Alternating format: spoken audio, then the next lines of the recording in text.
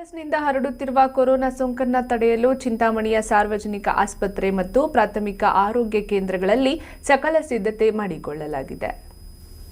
ಚಿಂತಾಮಣಿ ನಗರದ ಸಾರ್ವಜನಿಕ ಆಸ್ಪತ್ರೆಯಲ್ಲಿ 50 ಆಕ್ಸಿಜನ್ ಬೆಡ್ಗಳ ವಾರ್ಡ್ ಸಜ್ಜುಗೊಳಿಸಿದ್ದರೆ 12 ಐಸಿಯು ಬೆಡ್ಗಳು, ತುರ್ತು ಚಿಕಿತ್ಸೆಗೆ 10 ಹಾಸಿಗೆಗಳನ್ನು ತೆರೆಯಲಾಗಿದೆ. ನಗರದ ಸಾರ್ವಜನಿಕ ಆಸ್ಪತ್ರೆಯಲ್ಲಿ ಈಗಾಗಲೇ 2,000 ಪಿಪಿಇ ಕಿಟ್ಸ್, N95 ಮಾಸ್ಕ್ ಸೇರಿದಂತೆ 20 ಡಿಜಿಟಲ್ ಥರ್ಮಾಮೀಟರ್, 2 ದೊಡ್ಡ ಮಟ್ಟದ ಆಕ್ಸಿಜನ್ ಪ್ಲಾಂಟ್, 140 ಆಕ್ಸಿಜನ್ ಸಿಲಿಂಡರ್ ಚಾಲ್ತಿಯಲ್ಲಿವೆ. ಸೋಂಕಿತ ರೋಗಿಗಳಿಗೆ ಸೋಂಕು ತಡೆಯುವುದಕ್ಕಾಗಿ ವಾರ್ಡನ್ನು ನಿತ್ಯ ಸ್ವಚ್ಛಗೊಳಿಸುವ ವ್ಯವಸ್ಥೆ ಮತ್ತು ಅಗತ್ಯವಾಗಿರುವಷ್ಟು ನೀರು ಪೂರೈಕೆಗೆ ವ್ಯವಸ್ಥೆ ಮಾಡಲಾಗಿದೆ.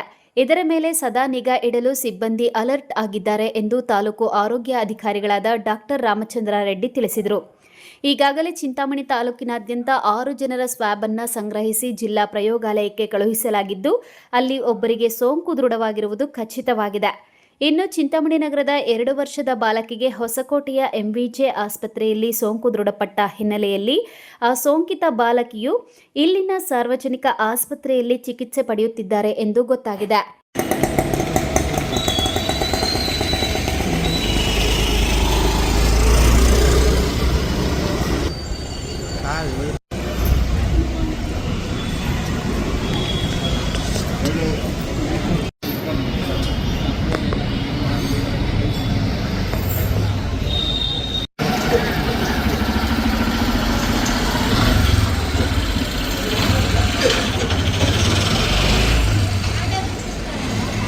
Assam Pasha, MMTV news, Chintamani.